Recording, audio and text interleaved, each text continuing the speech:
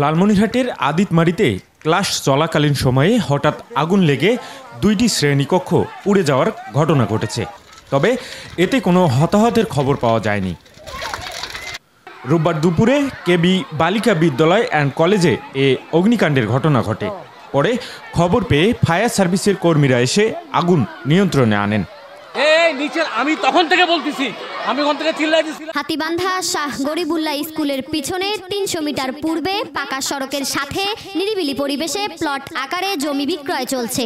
আগ্রহীরা স্ক্রিনে দেয়া নাম্বারে যোগাযোগ করুন। বিদ্যালয় সূত্রে জানা গেছে, দুপুরে টিফিন শুরুর সময় হঠাৎ ষষ্ঠ শ্রেণীর ২টি ক্লাসরুমে আগুনের সূত্রপাত ঘটে।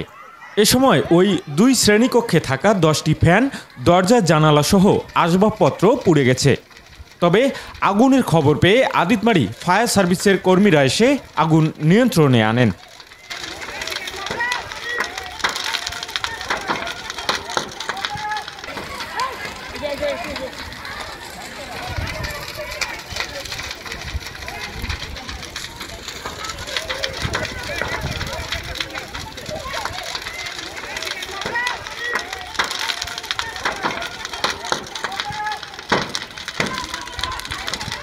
এল নিউজ অনলাইন, লালমনিরহাট।